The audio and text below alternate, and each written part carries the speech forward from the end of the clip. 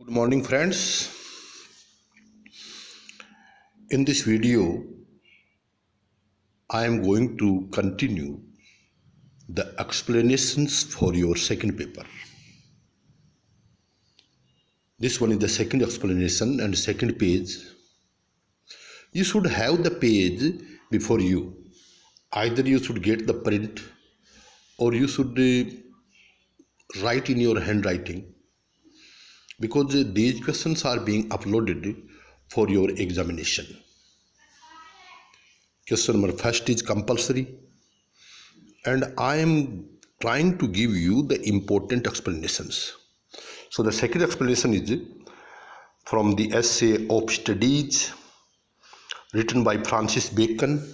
आपके सिलेबस में पहला ही essay जो है वो फ्रांसिस बेकन का ऑफ स्टडीज है. ये essay टाइप क्वेश्चन के लिए भी इम्पोर्टेंट है, ये एक्सप्लेनेशंस के लिए भी इम्पोर्टेंट है. I have already uploaded the essay type question for you, and I hope you must have gone through it. But you are not asking any question, you are not raising any problem. It means you are not going through them. So dear friends, I would like to request you again to put your problems. The problem of the COVID-19 will continue for a long time, and students can have no holidays. They must be ready for the coming examinations, and use this time, please.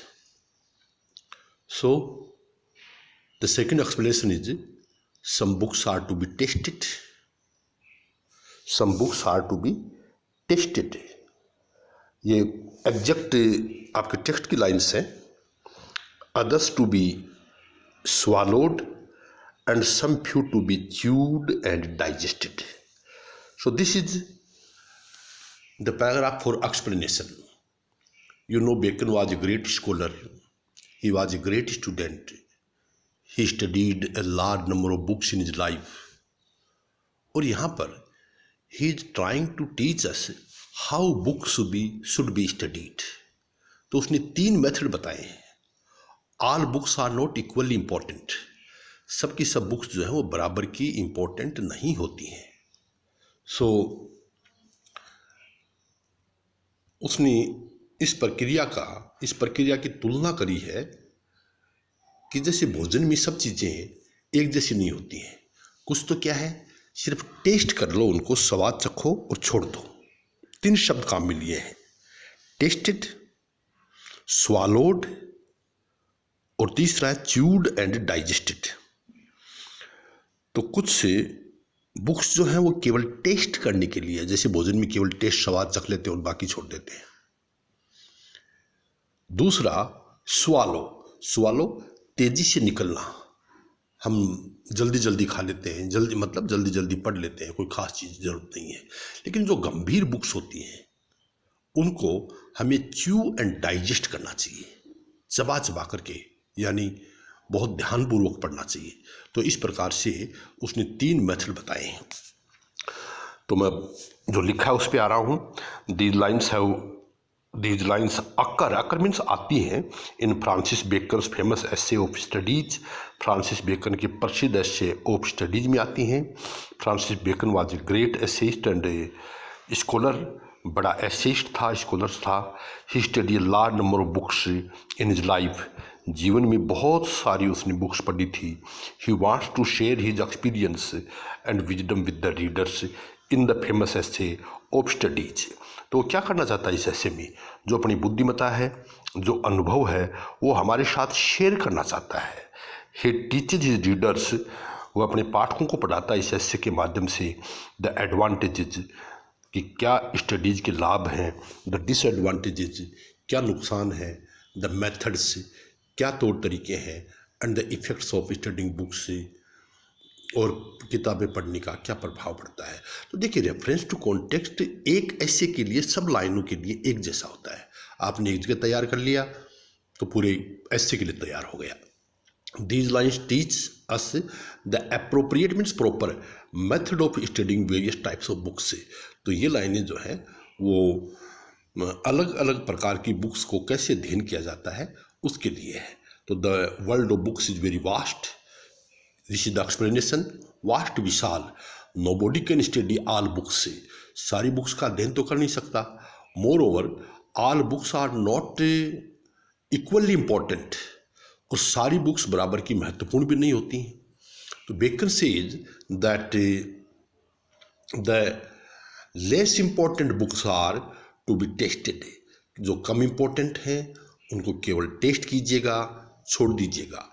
It means that there is no need, की आवश्यकता नहीं है to study such books completely, पूरी पढ़ने की आवश्यकता नहीं है जो कम इम्पोर्टेंट बुक्स है। Some books are to be swallowed, कुछ बुक्स जो है वो स्वालो करने के लिए, स्वालो मीन्स जल्दी जल्दी खाना, निगल जाना।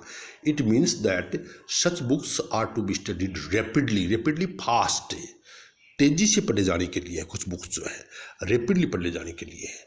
The most important books are to be studied are a few in number, ऐसी बहुत इंपॉर्टेंट बुक्स हो संख्या में बहुत कम होती हैं, but such books are to be chewed and digested, लेकिन ऐसी बुक्स को चबा चबा करके खाना है, मतलब बहुत ध्यानपूर्वक पढ़ना है। इट मीन्स, इसका तात्पर्य है दैट सच बुक्स, कि इस प्रकार की किताबें जो है वो पूरे ध्यानपूर्वक पढ़ी जानी चाहिए, इस प्रकार की बुक्स जो है।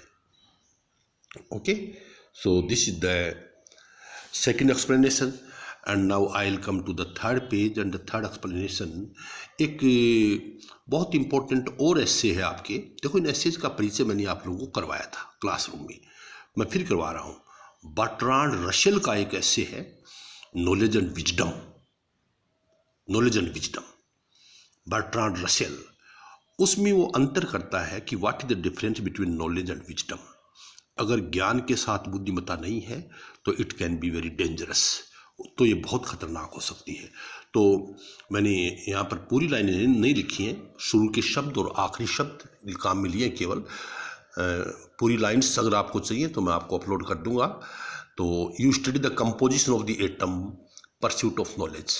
तो यही आपको एग्जाम में करना है, जो पेपर में आए उसके कुछ फर्स्ट वर्ड्स, कुछ उसके लास्ट वर्ड्स, ताकि एग्जामिनर को पता चले कि इन लाइनों का आपने you have attempted an explanation.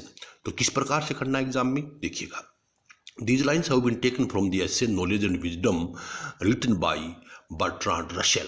तो सबसे पहले आपने ये बताया कि किस एसे से ये लाइनें ली गई हैं और उस एसे का लेखक कौन है। बर्ट्रांड रसेल सेज, क्या कहते हैं, that modern age surpasses in knowledge, surpasses बहुत आगे निकल गई है ज्ञान में, बट पुअर इन विजडम, लेकिन मॉडर्न एज में बुद्धिमत्ता नहीं बढ़ी है। नॉलेज तो बढ़ गया, knowledge without wisdom is very dangerous. बहुत शानदार बात कही है कि अगर नॉलेज बढ़ता जाए, विजडम नहीं बढ़े, तो ये बहुत खतरनाक बात है। Russell proves how blind pursuit means खोज of knowledge without wisdom can be dangerous. बहुत अच्छी लाइन है कि ज्ञान, बुद्धिमत्ता के बिना ज्ञान बहुत खतरनाक हो सकता है। A scientist makes an atom bomb. एक साइंटिस्ट क्या करता है, उसके पास नॉलेज है, बुद्धिमान वो है नहीं, उसने एटम बम बना दिया, बिकॉज ही हैज नॉलेज। क्यों बना दिया, क्योंकि उसके पास ज्ञान है, बट ही डजंट नो, वह जानता नहीं, what this atom bomb can do to mankind, कि जो एटम बम उसने बनाया है वो किसके हाथ में जाएगा, कौन इसका दुरुपयोग करेगा और मानवता के लिए कितना खतरनाक होगा। तो साइंटिस्ट के पास क्या है, नॉलेज है, विजडम नहीं है। वह बिना परिणाम जाने ऐसी खोज करती जिसके परिणाम मानवता के लिए बड़े खतरनाक है। The scientist is not an enemy of mankind, वो मानवता का शत्रु नहीं है, but he doesn't try to know the results of his creation. लेकिन क्योंकि वह बुद्धिमान नहीं है, इसलिए वह जानता नहीं कि उसकी खोज का, उसके निर्माण का क्या परिणाम होगा। The scientist has knowledge but lakhs wisdom. वैज्ञानिक के पास ज्ञान तो है, लेकिन लैक्स मीन्स अभाव है, बुद्धिमत्ता का अभाव है। Wisdom gives comprehensive vision. Wisdom जो है एक बड़ा विजन देती है, कॉम्प्रिहेंसिव विजन देती है, जिसमें उसके कारण परिणाम सब होते हैं। सो This is the second third explanation for you. The fourth explanation for you is next. I thought I had the blood. He is alive. एक बहुत शानदार कहानी है एंड आपके ये ऊपर वाले ऐसे थे सारे के सारे. This one is the story and it is a story by R.K. Narayan an astrologer's day. An astrologer's day. Astrologer ज्योतिषी का दिन, एक भविष्यवाणी करने वाले का दिन. तो बड़ी शानदार कहानी. इसके अंदर दो मित्र हैं, झगड़ते हैं. एक मित्र दूसरे मित्र को शराब पी करके कुएं में धकेल देता है. वह सोचता है कि वो मर गया और फिर दूसरी जगह जा कर के वह एस्ट्रोलॉजर बन जाता है और भविष्यवाणी करने लगता है. और बहुत सालों बाद वही मित्र उसका पहुंच गया वहाँ पर और वह जानना चाहता है कि मेरे इस प्रकार से मेरे एक मित्र ने मुझे कुएं में धकेल दिया था और वो कहाँ है, मैं उसका मर्डर करना चाहता हूँ. तो उसने बताया कि नहीं वो तो मर चुका है, जबकि मरा नहीं, वो खुद ही है. और अपनी पत्नी से बाद में बात कहता है कि आज वास्तव में क्या हुआ है. तो देखो, these lines have been taken from the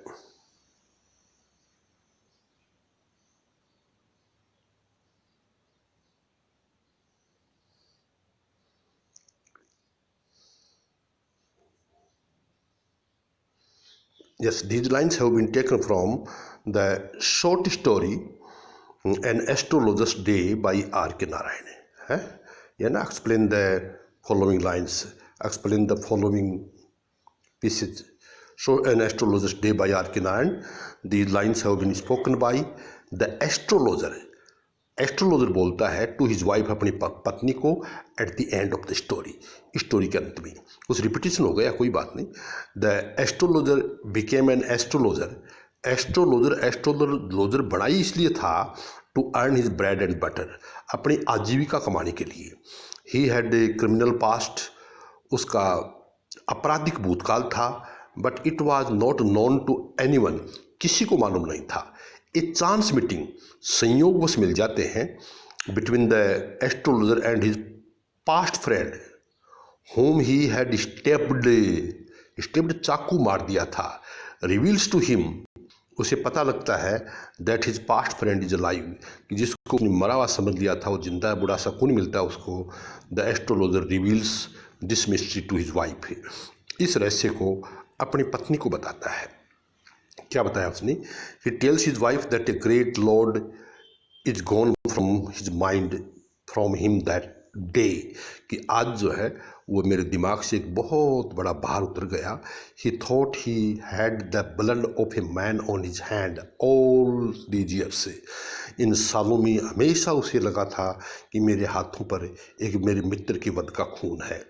he left his village and home, उसने घर और गांव छोड़ा इसलिए था, because he thought that he had killed a man, कि मैंने एक आदमी को मार दिया है.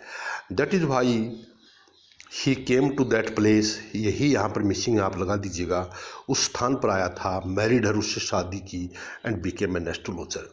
किस प्रकार से इंडिया के अंदर एस्ट्रोलॉजर बन जाते हैं. Today he meets the man whom he thought he had killed, आज वह आदमी मिल गया मेरे को जिसने मैंने ये सोच रखा था कि मैंने मार दिया है. ही इज अलाइव, वह जीवित है. The lines are not critical comment, the third stage is the critical comment. The lines are not worthy for satire and humour, कि इन लाइनों में व्यंग्य है कि जिन चीज़ों पर हम एस्ट्रोलॉजर्स पर हम इतना विश्वास करते हैं, वो एस्ट्रोलॉजर्स का किसी का क्रिमिनल पास्ट होता है और किसी का आपराधिक भूतकाल होता है, उन सब का ये वर्णन है. Now I am coming to the next explanation. मैंने ये आपको बहुत अच्छी तरह से समझाया था. चैप्टर बहुत इंपॉर्टेंट है. The third thought bye E.V. Lucas, इसकी कुछ लाइनें हैं, वो लाइन्स भी मैंने यहाँ पर लिख रखी हैं. Explain the following prose piece with reference to context, ये एग्जाम में आएगा. तो यहाँ पर मैंने बताया था आपको कि थर्ड थॉट में क्या होता है. आपको ऐसे टाइप क्वेश्चन मैंने अपलोड कर रखा है कि एक व्यक्ति जो है वह बहुत ज़्यादा प्रॉफिट कमा लेता है एक सौदे से, एक पेंटिंग के बेचने से, और वह सोचता है कि मैं इसका आधा मैं मेरे शॉपकीपर को भेजूँगा, लेकिन फिर वह उसकी राशि घटाता चला जाता है. 25 पाउंड से 10 पाउंड, 10 पाउंड से 5 पाउंड, 5 पाउंड से 1 पाउंड, और फिर कुछ भी नहीं बेचता. तो he bargains with his soul, वो अपनी आत्मा के साथ सौदेबाजी करता है। Why my thoughts ran gave him half, कि उसे आधे क्यों दूँ मैं। Why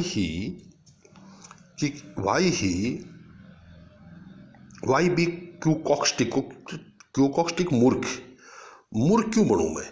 this is not word for quixotry, ये मूर्खता का संसार ही नहीं है। इट वॉज माई आई, ये मेरी आँख थी, दैट डिटेक्टेड, जिसने पहचाना था, द प्रोबेबिलिटी, संभावना, ऑफ द ड्राइंग, कि ये ड्राइंग बहुत महत्वपूर्ण हो सकती है, मेरी आँख ने पहचाना है। Not his business, not his, उसकी आंखों ने पहचाना था। ही हैड इंडीड फेल्ड, वो तो अपने धंधे में वास्तव में असफल ही हो गया था। Did not know his own business, अपना खुद का धंधा नहीं जानता। वाई पुट ए प्रीमियम इनाम ऑन इनएप्टीट्यूड, अयोग्यता को इनाम क्यों दें। नो, ए प्रेजेंट ऑफ से 10 pound at the most should be more than adequate, meet the case. पहले 25 भेज रहा था, अब कह रहा नहीं मैं 10 भेजूंगा, और 10 से फिर 5 पे आ जाएगा। इस प्रकार से वह कम करता चला जाता है। सो माई थॉट्स रैन, तो इनका ये लाइन तो आपको पेपर में देगा और आपको एक्सप्लेनेशन करना है, वो एक्सप्लेनेशन मैं आपको दे रहा हूँ। The lines have been taken, ये लाइनें ली गई हैं from the essay the third thought written by E V Lucas, E V Lucas द्वारा लिखे गए थर्ड थॉट से ली गई है। द नरेटर डिस्क्राइब्स, जो कहानी लिखने वाला है, वर्णनकार है, वो वर्णन करता है how he bargains with his own soul, कि वह अपनी आत्मा के साथ कैसे सौदा करता है। He decides to send 25 pounds to the shopkeeper, पहले तय किया कि मैं 25 पाउंड भेजूंगा, बट ही रिकन्सिडर्स, वह दोबारा से सोचता है the matter and reduce the amount from 25 to 10 pound, से 25 से 10 कर दिए। और क्या कहा उसने, he said that he should not send the half amount to the shopkeeper, पहले किसी ने नहीं कहा था कि आधी भेज, उसकी अपनी आत्मा की आवाज़ थी। अब सोच रहा है कि आधी क्यों भेजूं। दिस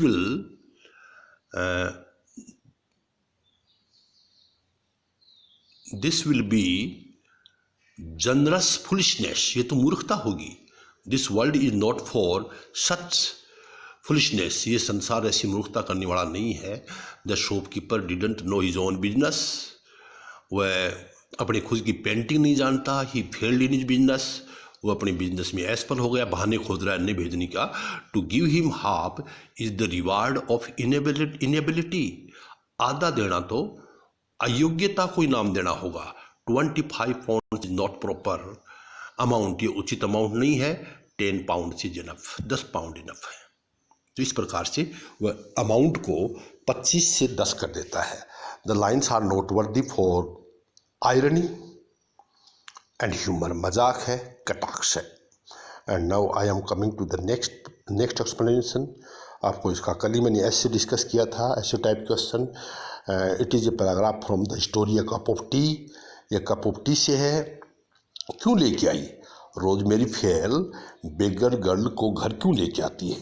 तो explain the following prose pieces with the reference to context. She was going to prove to this girl beggar girl that wonderful things did happen in life, उसकी हेल्प करने के लिए नहीं लेके आई है, वो तो सिद्ध करना चाहती है कि जीवन में महत्वपूर्ण चीज़ें होती हैं। The fairy godmothers were real, ये माँ परिया ये सही होती हैं। That the rich people had hearts, कि धनवानों में भी दिल होता है। And that women were sisters, तो ये सब सिद्ध करने के लिए उसको लेके आई है। कैसे आप एक्सपीरियंस अटेंड करेंगे इसका। The lines have been taken from the short story a cup of tea written by Katherine Mansfield, ये आपने स्टोरी बता दी, स्टोरी राइटर का नाम बता दिया। The central character of the story is rosemary fail, केंद्रीय पात्र रोजमेरी फेल है। सीजन अपर क्लास वुमन, ये क्लास सब छूट गया भाई, आप लगाइएगा अपनी तरफ से। एंड सोशल स्नोब, वह दिखावटी महिला है।